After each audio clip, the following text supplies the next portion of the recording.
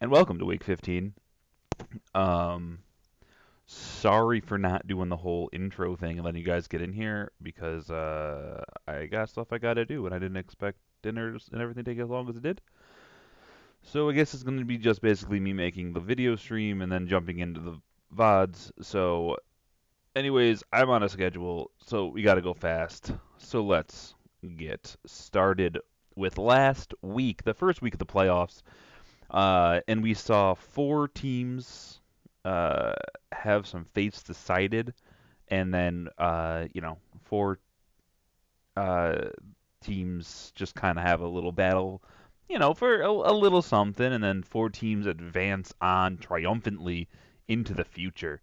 Uh, so let's take a look at what these teams are. We're going to start up in the winners bracket, where I defeated Steve after just an absolutely terrible week for a lot of his players. Not his fault. He had a very solid team this year, and you know, as I said, really not his fault the way it ended up going. He just got unlucky in the playoffs, and I mean, even if his team did perform, I put up a very, very big number, so I'm not sure that would have worked out for him anyways. In the other half of the bracket, we had Matty M, who slid into the playoffs at the last minute. He ended up losing to James by 10. Much closer game, and but I think the better team did win there, as did in the first game. And then staying in the winners bracket in the bye battle, we had Watson and friends, led by Mike, take out Nick to allow him the option to pick who he's going to play this week, and we will get to that in a minute. I know you all know who it is, but it's I like to build suspense for fun. Uh, and then in the consolation ladder, aka the win and ins for the fight for 50, as well as the fun match. In the show match, we had Malcolm beating up on Matt S, something that if he did last week would have gotten him into the playoffs. And with 145 points, and with him being the fifth seed, he would have advanced to the semifinals by beating James, and then I would have beat Maddie instead. So you just if you did this last week, if you just won last week, Malcolm, you would have been in the semifinals right now, and likely facing Nick for a shot at the finals. And then in the two games that were the win and not die games, the elimination matches, however you want to call them, we had Tyler versus Dave, and Dave picks up his second win of the season when it matters most. And he doesn't just pick up the second win of the season, he picks it up and slam dunks it. 167 points. He might go one win in the entirety of the season into taking home $50 in the fight for 50, which is what I love about this league. One of the things is you can be 0 and 13 in the regular season, and you can still walk away with $50 because you can just spike 3 games and boom, boom, boom, you're there. Uh, so yeah, that's really sick.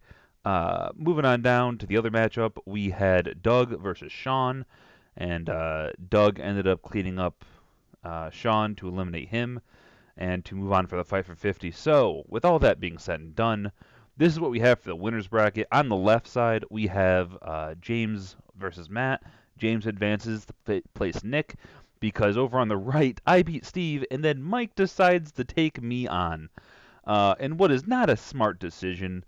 So, the way I look at it is there's, at best, a 60% chance somebody wins any given week in the fantasy football at this point in the playoffs. So what he's doing is he's saying, well, I'm closer to 50-50 this particular week because Mark has some injuries and some stuff going on. So I'm going to take my 50-50 shot this week instead of taking my 60-40 shot this week to then face Mark next week at maybe like a 55-45 shot. And I don't think that's very smart because you are throwing away a win this week because in a win this week is a lot. It guarantees you another $150. Now, if you lose that week, but you would have won in the lower bracket, then yeah, it's only $100, but still, you're throwing that money away. You're guaranteeing yourself at least another $100, if not more, by taking the easier road with James. Now, it's not a guarantee, of course. James could have a spike game. Mike could lay an egg. You never know what's going to happen. But you're just putting yourself in a bad situation, I think, doing this. And yeah, so hopefully, I think this is just going to be a really fun game for me and Mike, anyways, and for Nick and James as well. I think all the two teams are very evenly matched, but the right hand bracket is definitely the stronger of the two teams. So that's just how that works out. And then in the fight for 50, on the other side of it all, as I said, we have Dave advancing in and Doug advancing in on the left side. If those are the winners moving on. On the right side, we have the losers from the upper bracket dropping down into the fight for 50. So we have Steve and Matt M dropping down into that, and Malcolm and Matt S. They had their buy into it, so they're hanging out there. And the way this works, if you are, for the uninitiated, if you are the highest scoring team over the next 2 weeks, you're in. So what happens is at the end of this week on like Wednesday, I'll go in and I'll add to everybody's score, all 6 of these players' scores for the next week. I'll give them the points they had from for the previous week, so it's easier to keep track of on ESPN. So you can just look at it and be like, okay, these are the 6 teams that I care about, and these are how they're all scoring. I'll also rearrange them so that they're seated properly. So you're not sitting in some weird situation. You can just look at, these are the top 2 teams from previous week, plus projections and everything like that. So, this is what the 550 looks like now.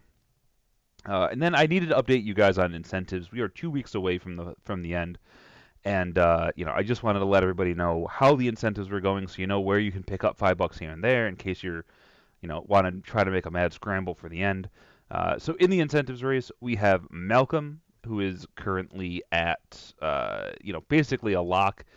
I mean, if he just doesn't start a quarterback the next 2 weeks, which I'm pretty sure he's going to anyways, he could probably walk away with it. But Patrick Mahomes, just an absolute beast this year, bringing him $5 for that.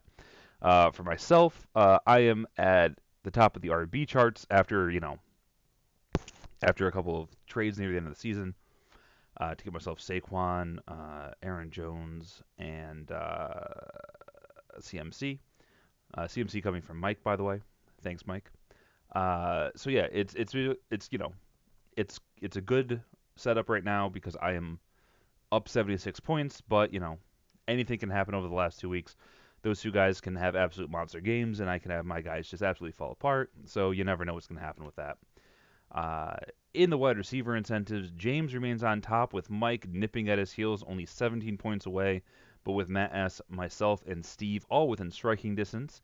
Over at tight ends, Matt M. and his Zach Ertz continues to sit atop of the leaderboard, but with a bunch of people behind him who could make some moves. I feel like it's probably only myself who has a shot, but I wanted to not count everybody out basically and have it just be a two-man fight at the end. So it'll basically be, I think it is going to come down to Kittle minus 19 versus Ertz. So that'll be quite the matchup there. Over in the IDP side, we have Nick, who, despite putting up some duds, as you can see there, over the last 2 weeks for the defensive line, still manages to sit atop of that, finally overtaking Gabe over the past, I think, 4 weeks or so. He knocked him off finally, putting Gabe in second place with James and Malcolm still there hanging out. And then finally at linebacker, Nick again, or not finally at linebacker, also at linebacker, Nick continues to do great stuff. He, picked up Leonard early on in the season and just kind of been riding him to victory here. So that, on top of the money he's making from the upper bracket and the eliminator, he's likely getting 2 incentives here. And then finally, at the defensive back position, Mike, who's been doing a little bit of a rotating cast, he looks like he's going to take that home, but not to be counted out. There is a few people who I think could make something happen if they have a couple really monster games.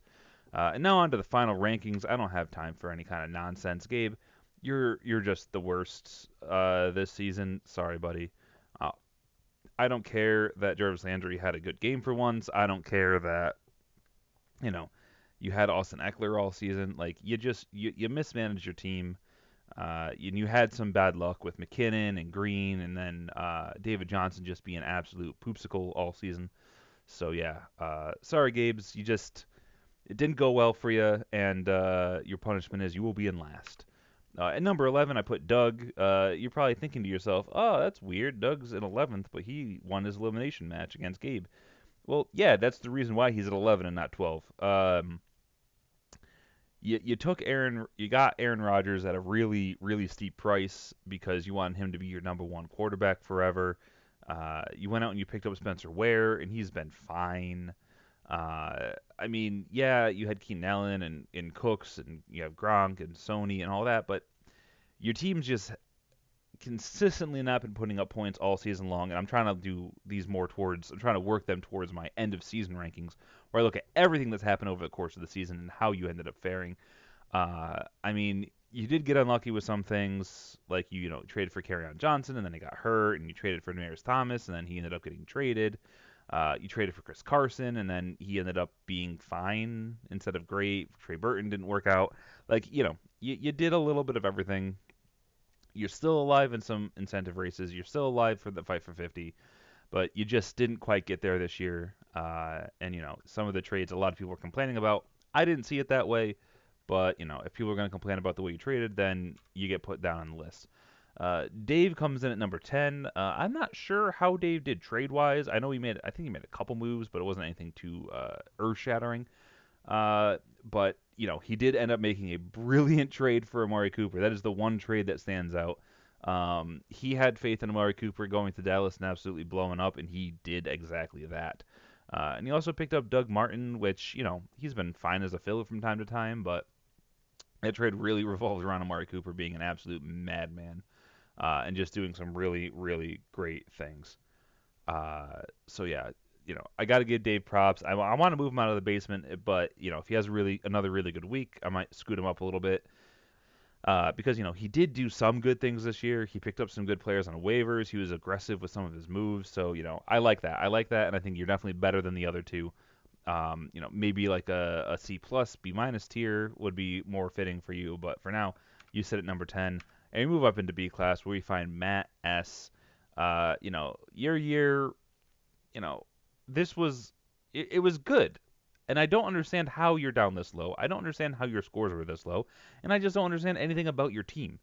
Like, looking at your names, looking at their position ranks, looking at everything that you had going on this season, how the hell was your team this bad? Like, it just doesn't make any sense to me. Like, I had you near the top of the power rankings for weeks being like, oh, this is the week he finally does it. This is the week he finally breaks out. And what did you do? You just consistently got unlucky and just you never were able to put together good week after good week after good week despite having absolute monster studs on your team. So I don't know, man. I don't know what to tell you. I don't I feel like maybe next year will be your year because you're really good at this thing. Like every year you do some really good stuff. It just doesn't end up breaking your way.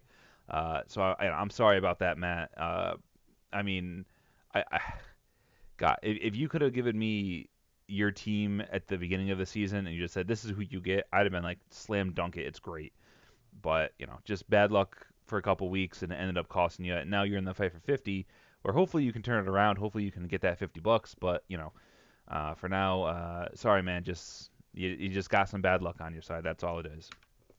At number 8 we have Tyler.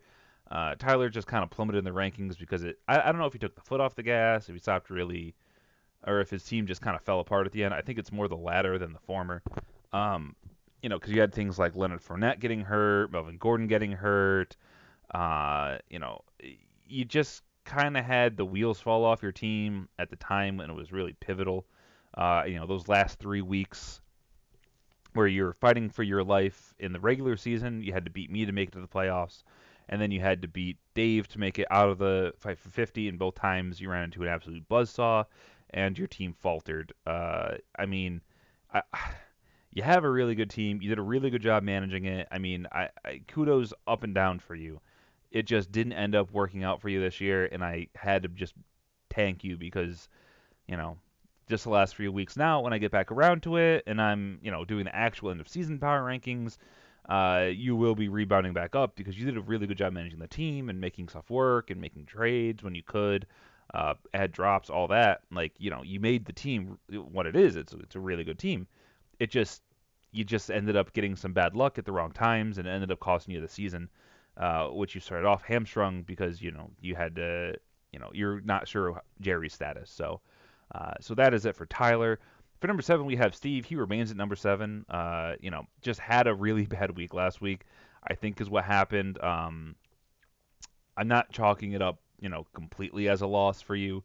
I mean, in throwing you down the rankings, but you had people like Golden Tate, Rudolph, Galladay, McCoy, Gurley, all of basically everyone on your team on offense besides Ryan and Diggs. Diggs disappointed, but he didn't tank like the other ones. I mean, I would have assumed of that group you would be able to put together 40 points, but instead you get, what, 5? So, just bad luck to you on an important week, and you ended up having Derrick Henry on the bench. Luckily, it didn't cost you anything, even if you did somehow divine you needed him in over Shady, which I couldn't have done. I wouldn't have had the balls to do it, but, if you had the balls to do it, good for you. But yeah, just some bad luck for you, man. Sorry to hear that it worked out that way for you. But yeah, good luck in the fight for 50, and because I think you got a good team. It just you just had that one bad week and it cost you. Moving on to the A class, we have at number 6 Matt M. So despite getting bounced out of the playoffs, I think he had a really good team this season. He definitely made it work for him. Went out and yeah, he has the problems with Kareem Hunt going out. He made a but imagine what would have happened if he didn't go out and he wasn't aggressive in some of his trades. I mean, he shipped away arguably his best player with Melvin Gordon, for like Mike Evans and Dalvin Cook and a couple other pieces. Imagine if he was sitting there as the Hunt and Gordon owner going into the last week, like going into the playoffs with those two both being out. I mean, that would have just been atrocious. It would have sucked so much.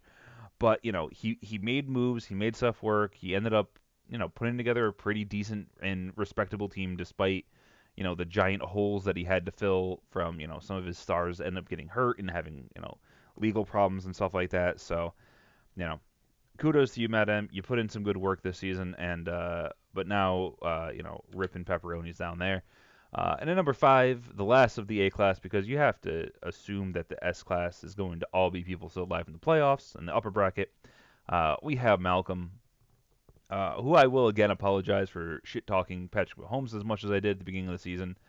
But even though you had a player on your team who was literally giving you like 5 to 10 bonus points every single week just by starting him over your opponent's quarterback, you weren't able to get it done. You weren't able to make the playoffs because you had, just because of a couple bad weeks, and you find yourself in the 550, hoping that you can, grab that $5 at the end and ride that home.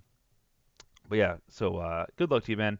Hope if you have some time when you're up this weekend or whenever you're around the area, we can hook up or something. But yeah, yeah, yeah, you got a good team. I don't know what else to tell you. You got a good team. You got unlucky, and now you're here. Burp burp. Sorry. And finally, we have the S class, and we're gonna start off with number 4, and it is James. I mean, I think James will even admit he's the weakest of the final 4, but even with him being quote the weakest of the final 4, he still has a pretty baller team. Like he's got Jared Goff and Ben Roethlisberger as his quarterbacks, both of which have been really good this year. I mean, Ben Roethlisberger, by the way, in case people forgot, he's the number 2 quarterback in this for the season. Was on waivers to start the year. He was not a player who was drafted. So, everyone else out there who went after like their guy and thought he was going to be great because it's like, oh, this is Russell Wilson's year again. Baraka, baraka, baraka. It wasn't Russell Wilson's year. You wasted your 5th-round draft pick, you idiot. And you could have just went out and got Ben Roethlisberger off waivers at the end of the draft and been perfectly content with the number 2 quarterback in the league. But yeah, other than me complaining about dumb shit that I did this season, he just has a really solid team. I mean, you see those numbers; they're very low, and in the high numbers that he has on his starters, it's people like Josh Adams who, is coming on and taking over that role as the number 1 Philly running back. And yeah, their offensive line's having problems. And yeah, they don't have Carson Wentz. Yeah, they're going against the Rams this week, but that's still a really good player. Jimmy Graham is tight ends are thin this year. Basically, if you don't have one of the big 4, between Gronk, Ertz, Kelsey, and Kittle, you're basically out of luck. So, not everyone can have everything. But then you have, Kiko, Darnold, Simmons. Like, you have good players, and you even got some depth, and, some people who can have good matchups and play good in matchups. So, yeah, I don't know, man. I like your team. I like what you did with it, and good luck this week against Nick because I think it's going to be really close and a very interesting game. And I'd love to see James win a championship after so many years lamenting at being number 7, and then last year finally winning some money coming in 5th. This is his first real chance at glory, and I'd love to see him make it. At number 3 we have Mike. Mike's at number 3 because he's a goddamn idiot who decided he wants to play against me in this week and make my life miserable because I have to really, really worry about stuff instead of just looking at Nick and going, man, this is worrying. Now I have to really, really freaking worry. I don't even know who you have for quarterback this week. I don't know if you're going to play Rivers, you're going to play Deshaun Watson. I don't know if you're going to put in Drake just to spite me. Like, I don't know if you're going to play one of the people you picked up on waivers. I don't know what you're doing with yourself. You're just a madman. Yeah, you have a great team. Yeah, you look at all those single-digit people, and you've got Lindsey and Mixon, who both missed some games and yet are still top 12 and also are absolute studs and running around putting up, a floor of 10 points every single week. And then you got a great, everybody else on your team. But you know what? You're dumb. You're dumb. Moving on. To number 2, we have Nick, and he's going to stay at number 2 this week, despite losing last week to Mike. He just got a really good team, and it was propped up a little bit last week on the 30-point game that Tom Brady put up. And he's had some other issues, with having a player that just never showed up. But yeah, I mean, just consider this: he's the number 2 team in the power rankings and a real contender for the championship in the 15th week of the year, without a number 1 overall draft pick. Like, he literally had the number 1 overall draft pick, picked up a guy who then decided he's not playing this season, and yet he's still sitting here.